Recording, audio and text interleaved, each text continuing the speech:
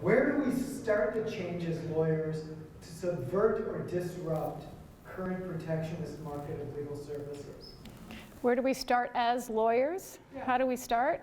Well, with bar associations and Supreme Courts. Is that where we start? I'm going to throw back at you Sarbanes-Oxley, where basically Securities and Exchange Commission said, you know what, you lawyers, you screwed up, you did not do what you needed to do in your ethical rules, we're going beyond you. I'm not sure the bar associations is going to help. So yes, when you say as lawyers, where could we start? I think that's, I was saying, well, here's something you can do. We can take back the bar associations. That would help. We can go to the Supreme Courts, but I'll tell you something that I'm working on, which is I'm working with IALS, the Institute for the Advancement of the American Legal System, to design an independent regulator as an alternative place that state Supreme Courts can delegate the regulation of the provision of services by entities, and to say, you know, we're going to have to just, I mean, yes, I've spent 10 years trying to figure out where do you enter this closed system. Do you enter at the law schools? Do you enter at the bar associations? Do you enter at the Supreme Courts? Do you go to Congress? How do you get around? And I've come to think, since I believe that licensing, getting a regulatory structure in place so that entities can provide legal services, so all those great lawyers in wherever they are can be employed by an entity that's taking care of running the business. I think we need to invent that. I think we can just sit down and start designing it and then basically shop it around to state Supreme Courts to say, here's a regulatory structure, here's an independent regulator. We'd like you to agree that it could provide services in your state. What is the value of training lawyers to be leaders? And here, we're not talking about sending them to executive MBA programs for leadership updates. So I think it is critical that lawyers need to be deeply involved in this reinvention process. So although I emphasize it's very important for people outside of law to take ownership of this problem as well and not wait for lawyers to do it. Lawyers, as lawyers, we have experience and expertise. We know what the systems look like on the ground. I think one of the things that we don't do in law schools that we need to be doing is we are educating the generation of people for whom this is the task. How will we reinvent this? And what do we do when we get students in law schools? We, from day one, teach them contracts, property, torts, civil procedure, con law. We teach them how to be members of an existing system. And we don't have a part of our education that's about why do we have legal systems in the first place?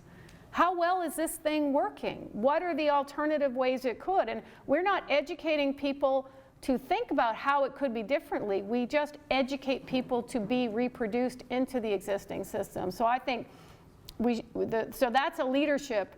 But nobody should be graduating from law school who doesn't understand the economics of how it works and take seriously their primary responsibility for making sure we've got a system that's available and accessible. Our group thinks that a lot of your comment about how people, power and decision making has been kind of going farther and farther away from people, and that it needs to come back to closer to people where people see themselves and feel like they have a voice. And how do we do that? Oh, I think that's the real innovation challenge. I think that's where I want people spending. We need lots of people coming up with lots of ideas. This is one of the reasons I was so interested in this little video about the Sun Protocol, because they were saying, here, we can do this. We're going to do this at the village level. Clearly, they will need investment and various things that will connect them beyond that. But I think we need to know, I mean, I sometimes I don't have my iPhone up here, but I sometimes hold up, my phone and say, this thing does a lot of very complex stuff inside. But part of the pressure is to keep coming up with interfaces that are easy for us to use. And we encounter trade-offs in that. We know there are only some things we can do with it and not other things. And I think maybe this goes back even to our education problem. We are trained as lawyers to see, well, we've got a complex problem, we need complex solutions. And we continue to add to that, and we say, well, now we're going to design an entire healthcare system with 1,000 pages of statute and very, very far removed from the local people in our communities who need simple structures and organizations, methods of interacting with a healthcare system. So I think figuring out that trade-off between the complexity, if we keep thinking the more complex and global it becomes, the further and further away all those solutions have to be, I think that's just a mistake. And we have to recognize that coming up with ways for local groups to make their own determinations of what kinds of rules they want. Now, one of the things I talk about in the book is this concept of superregulation. It says we could potentially have multiple providers of rule systems, and local communities can perhaps choose which of the available, if we have 10 different regulators of on-demand car services, for example, the Ubers, can actually the community choose which of these are we going to go with, which one of these best reflects the values of this community. So I think it's a very hard problem, but I think we desperately need to be thinking about how can we figure out how to have more of the rules at least chosen and participated in by our local communities, which we can't do if we think it all has to fit under the same tent. How do you find the will of common goal to overcome self-interest and power of those already established organizations or markets? Oh boy, yeah. So I think first of all I want to say, look, I beat up on lawyers and bar associations a lot, but I do it with love. Because I respect lawyers and what we have accomplished a great deal, and I go out of my way, I think, to really try and emphasize it, that lawyers should be very proud of what we have produced. And we should also recognize that protecting your turf is just what happens. There's nothing nasty about lawyers. It's doctors would protect their turf as well as much as they can. Dentists protect their turf. Professions protect their turf, and the difference is that lawyers have been able to do so with very little pressure from anywhere else. So the doctors get competition and pressure from nurses and patients and hospitals and insurers and other sources that come in. So one, I'd say, look, yeah, people will protect their turf. I don't expect lawyers to solve this problem only out of the goodness of their hearts. I wish they would, and that's why I try to emphasize, I think it's the highest ethical duty of lawyers to fix this. But it's also why we need to make sure that there's lots of people other than lawyers who know about this and are participating in creating pressure for it to change. At this conference I mentioned I was at on Monday, we were tasked with coming up with a manifesto for the Access to Justice movement. Nobody wanted to talk about a manifesto for some reason. But I had a slogan that I wanted to promote, which was "Take back the law." And I think that's what it's going to take. I think it's going to take more and more pressure. Those of us, there's lots of people within the profession who know about this problem. But I think we need to bring in, we need to let a lot of people outside of the system know what it looks like and to hold our feet to the fire. So our question is somewhat similar. We talked about conflict resolution, different alternative dispute resolution processes, mediation, arbitration. Typically the most thriving practices in those areas are the attorney's practices. They're retired from their law practice, they're retired judges. We'd like to move into this field.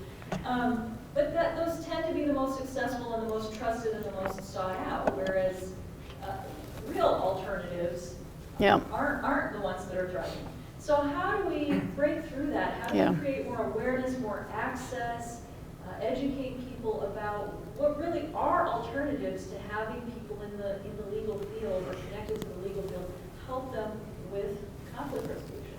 Yeah, so this is one of the puzzles that I spent a lot of time thinking about, which led me to, I didn't start out studying the regulation of lawyers because I was actually thinking early on about why don't we have privately provided contract law?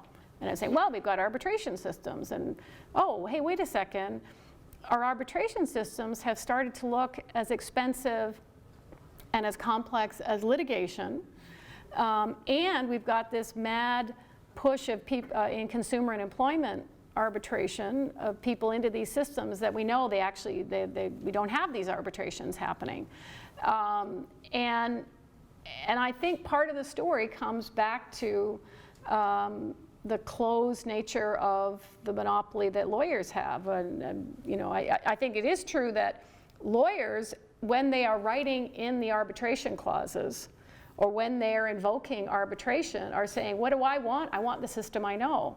And I'd like that really great judge who has just stepped down from the bench, who's going to run the arbitration the way I know how to respond to it. It's a perfectly reasonable thing for lawyers to think, but again, it's lawyers talking to lawyers about what works well for lawyers. I have a former student, I teach a legal design lab, and the first year I taught it was at Harvard in 2012, and I had 5 students, one of whom, young guy who first went off to Cravath, but is now in California, started his own company, and he started a website to help consumers file arbitration claims against cell phone companies and cable providers and so on. And the struggle he is having now, and he is a lawyer, but it's a company, the struggle he's having now is he's getting pressure from the companies that he's just helping people file arbitration claims, but of course they want help with those arbitration claims. And he's getting the pushback, the opinion that only lawyers can provide people with help in arbitration. And I was actually going, are you sure? Because I'm pretty sure that's not the way it's always been, and I would be pushing back on that on the regulatory front. But it's, you know, it's take back the law. Here, people need a simple, straightforward, open, fair, transparent way of resolving their dispute, even the $43 dispute. Something, right? That's what people need in order to feel that their communities are responsive to them. They aren't just getting shafted. The system is not rigged, and somebody will listen, because we all know how upset we can even be about the $43, and people should have a process like that. So I do think, again, I mean, I'm just going to come back to, I think it's that we have created systems that it's lawyers talking to lawyers, developing things that work for lawyers, and sincerely believing often that it has to look like that. It's not fair if it doesn't, and that's just wrong. You know, a half-hour process might resolve a lot of issues for people, and we need to make that accessible. In your book, you propose a bifurcated regulatory regime with a private regulators, you know, type of, essentially businessmen or business people, with oversight from a public regulatory agency or groups of agencies. It seems to us that those may be two separate and distinct cultures of people. You know, the private regulators are really tethered to think in terms of the market and responding to economic authority. The public regulators are more bureaucrats and they respond to political authority. By splitting it up that way, have we really created additional efficiencies, or is that potentially creating inefficiencies? I have to think there's going to be some tension between those two groups, and I'm just wondering if we've gained anything by splitting regulation up between two distinctly separate cultures and modes of thinking and ways of working. So I think it's an innovation we have to develop. I think it's something we have to develop. I don't think we actually have a choice about it. And I certainly do think it will be a rocky process in terms of our existing cultures. But I also want to say, you know, humans have been around for a very, very, very long time. And we've transformed a lot of how we interact. So I actually draw the analogy in proposing this shift, which would say governments get out of the business of coming up with the detailed structure of regulation, focus on setting the outcomes that your political constituents are interested in, and license private regulators, license them on the grounds that they're able to demonstrate that their detailed methods of achieving those outcomes, in fact, are being achieved.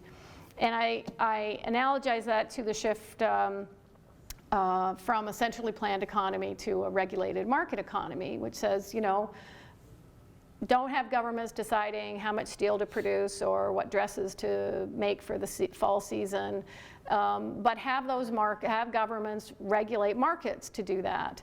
And I think, you know, yes, these are transformations in culture and thinking, and China's going through it, and lots of parts of the world in that transition are going through it in rocky ways. But here's what the reason I say I don't think we have a choice. So I don't think we can say, oh well, you know, it will be different cultures, so we will, you know, maybe we should just leave it the way it is.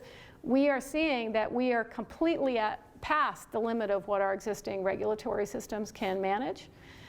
So take the General Data Protective Regulation, the privacy regulation just out of Europe from earlier this year.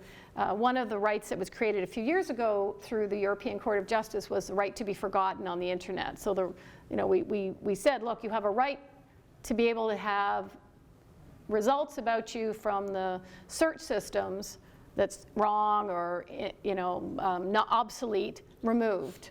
So we create a very expansive right.